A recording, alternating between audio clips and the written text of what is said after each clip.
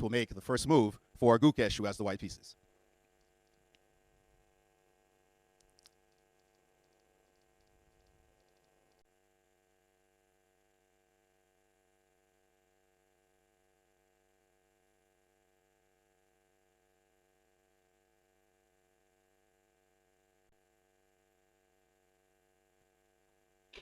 And there we have it. The first opening move has been played. And we see Gukesh open up with the king's pawn. And it is a French defense from Ding. This is something that he chose against Nepo with some success, I would say, even though he did lose that game eventually. Yeah, it's a surprise, a small surprise at least, because Ding traditionally has met the king's pawn opening by playing e5. So normally he goes for very solid stuff, but Ding, valuing the surprise weapon, he wants to at least ask Gukesh how well prepared he is. Often this is a good technique, actually, in the first game. You just surprise your opponent. You have a little small idea, which kind of asks them, have you studied this? Do you remember it? All those things. And if they don't, because of the first round nerves, often the player with the white pieces plays it a bit safe and draws often the result. Historically, at least, that's happened in many, many World Championship matches. But the French defense met in by Gukesh, very quick fashion. He goes for the classical variation and builds a big pawn center. He doesn't look flustered at all, the 18-year-old. He was meditating earlier, Jovanka. He certainly was, actually. It was very interesting to see the body language from Gukesh there when Sir Demis Hassapis was being called and Maurice was there, that he was just in his chair meditating, getting ready for this big match moment. And yep, it doesn't look like the French defense has come as a surprise to Gukesh. And I like the fact that he's chosen to expand as much as possible in the center. Yeah, and I think this last move might Ding very confidently playing the French defense. We're now 6 moves in, but White's last move, retreating with this knight, isn't the most common. This knight isn't necessarily that well placed on this square. The idea is to continue building a big pawn center next move by pushing this pawn forward. Connect 4. I go on about this all the time, but that would be my favorite pawn formation. So Ding has this one moment to decide. Do you capture it in the center? Make sure that White's pawn structure is slightly broken there, but allowing the white knight into the middle of the board, kind of justifying Gukesh's last move, or do you just continue developing? And I just want to go back for one moment, because by far the most popular move in this position is to bring the knight out to f3. I think that's just played automatically by nearly everyone. So it's Gukesh who gets the first surprise, not Ding, in fact. Yeah, you're completely right. So this knight retreat is actually the second choice. I do remember liking it as when I was younger, just simply because, as you mentioned, you could get that perfect pawn chain. But okay, black does have some compensation for this lack of space. First up, you do have that target in the middle of the board that you can start putting pressure on. The one thrown off, and we see that now kind of reflected in the time spent on the clock. And yeah, I'm not sure what he's going to do. When in doubt, develop your pieces. He brings his knight out after a bit of a think. But this is going to be fascinating. I love and hate the French defense in equal measures because it's so complex. All the pieces on the board, which I normally enjoy. But my experiences, especially from the black side, haven't been the most positive. So Ding definitely was something to prove. He certainly does have something to prove in this position. And going back to Ding's playing style, one of the things that struck me about his World Championship match last year was how he kept adapting. Jovanka, you mentioned g6 as a way to stabilize. Yeah. But then White would have options to push forward, to take, and plenty of options. But what if you force it? What if you play g5? Because the White queen is actually trapped in terms of avoiding a queen exchange. She has nowhere to go. So if White is forced to play en passant, then I guess you get what you wanted with your g6 move. Now there's a threat of g5. Now this rook is opened.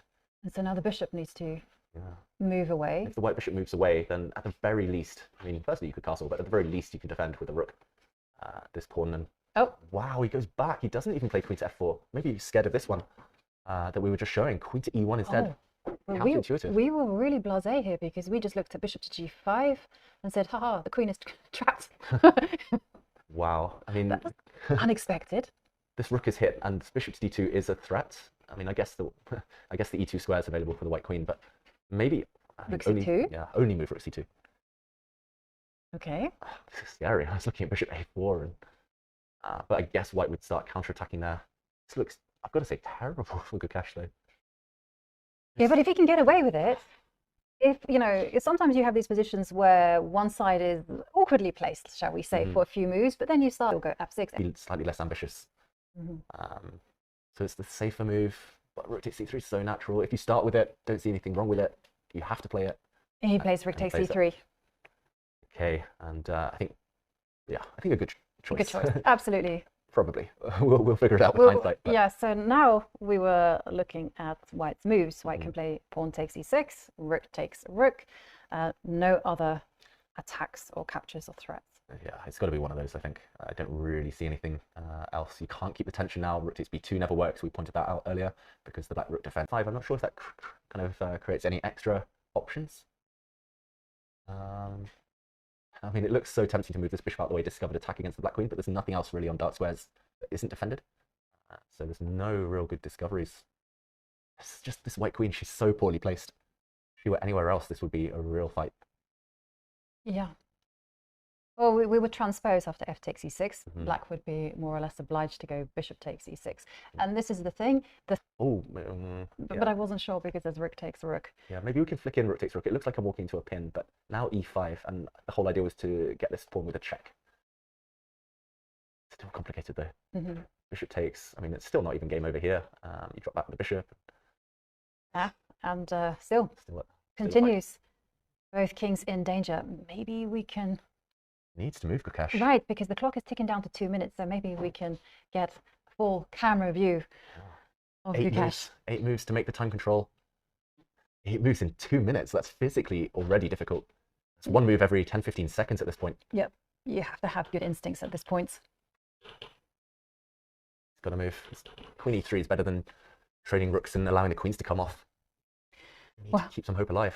Well, this match is already delivering and it's just game 1. I thought it would be a quick draw, Ivanka. Oh, no.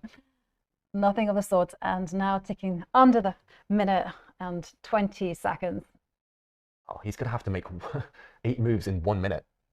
How are you going to make 8 good moves, especially in a difficult position like this? It's frozen. It's getting tense. Wow. I think he's going to trade rooks. I have a feeling. Trading rooks is okay. I'm not sure it is, because once the rooks come off, the black queen is threatening to come to c1 as well with the check, getting the queens off the board. If the queens come off, it's just over. Yeah. Especially because this pawn on e2 might just drop. Okay, no, he plays queen e3. Good move. Good move. 45 seconds to make 7 moves, Ivanka. I'm going to do some maths. 6 seconds to move. Good luck. Yeah. And queen e3 on the board. Okay, so white's threat is maybe to play rook takes rook. Maybe the queen can slide over to f3, try to infiltrate. But for the time being, white can very much react to whatever black does. Now he's going to have to be pitch perfect, Gukesh, if he wants to keep the game alive. Yeah. Okay, I think Ding's going to invest quite a significant portion of his remaining time trying to find a forced win now. Or at least guarantee that he can go into an endgame 2 pawns up. Yeah. The one thing maybe to avoid is some kind of opposite color bishop endgame with 2 extra pawns, because white might be able to build a fortress, but it feels like most endgames are going to be winning. Forget about the clock, forget about Gukesh's clock. Don't play on his pace, like you said. 40 seconds each, that's just going to be random. That's going to be a scramble. Pieces will fly. Yeah. It's a lottery. But if he maintains 3 minutes on the clock, he has some control over his own fate. And, well, Ding has to calculate e5. And we've come to the conclusion that black should probably play rook takes rook first, then throw in e5 in order to attack this bishop. And, yep, he's going for it. Now and then e5. He has to play it. Finds the best moves, Ding. Now he can unpin himself. The black knight is pinned currently, but a pawn is available with check. White blocks. Okay, he blocks with this bishop. Gukesh. I'm slightly surprised by that one. I've got to admit. I thought he would block with the dark square bishop. We actually looked at that and we thought maybe there was some chance alive, but... Yeah, because maybe you could dream about getting into an opposite color bishop endgame. Yeah, no longer possible. Okay, Ding under 3 minutes, still with 2 extra pawns, but now he has this isolated pawn, a target on d5. Oh, that's such a strong move. He's moving in for the kill now. Bishop e4. Yeah, he's coming in. The white light squared bishop is the target. It's pinned. Gukesh at 30 seconds to make 4 moves. Yeah, so maybe he can just retreat his bishop to g3, just break the connection. Okay, he does that. But as soon as black shuts the e file now, shuts that door, shuts down the white queen, shuts down the light square bishop, it's hard to imagine any counterplay. Big threat though on the board for Gukesh. Queen to e8, checkmate. That's why it's blocked. Ooh, don't take the white bishop. No. Do not take bishops. That would end in checkmate, the white queen coming up to the top of the board. Just h5, just create your luft, create some space for the king. And he does that. He moves his bishop just in time. He made that move with 1 second left. Wow. Ding's got 2 minutes now to reply. Wow. And Ding can breathe a sigh of relief here. You know, both players made the time control for Ding. As long as he doesn't freeze, he can throw in a check. That's fine. But ultimately, he's consolidated his position. His king is safe. His That's king. what we see the eval bar on the right of our screens there, just to the side of the live board. It's all in black's favor. Right. Can Ding just play to trade off queens now and cash in his 2-point advantage? Probably. Probably there's ways to take the queens off. Maybe you can even go for checkmate, reroute the black knight somehow towards the white king. But yeah, I mean, there's plenty of paths to victory. He's got 1 minute. Then we're going to break down what we've just seen. Ooh, this game has had us on tenterhooks from start to this current position. Yeah. Ding, now under the minute, but yeah, he throws in a check. And just to be safe, Gukesh makes a final move there. Before, I'm assuming he takes a break and goes to the bathroom or goes to freshen up. Often we see players make another move just to guarantee that they ding Jovanka. He'll have 30 extra minutes now to convert his advantage. It is a totally winning advantage because white has simply no attack. He's going to be 3 pawns up. And how long do you think this game's going to continue? Well, it's the first match, right? So the first game in the match, and I feel like you should at least play it out because yes, you know, white is losing, but you know, it's not over until it's over. True. And there's still some hopes. You know, you can imagine a situation where the queen is in the center somehow. There's just the knight controls. Exactly. It controls c1, no access there, everything denied. All these squares the white queen would love to use actually. Controls a few extra ones just as a bonus, but this knight is just, it's been the star piece simply. This whole game has been hopping around. On that basis, could you just go bishop to f1 and go, okay, be gone? Be gone. Although I guess you could go queen to b3. Queen to b3 or somewhere, yeah. I can ask what your threat is actually. If you take, I'm wondering if I can check, or maybe there's no checkmate, but at the very least I'm going to check and trade off some stuff.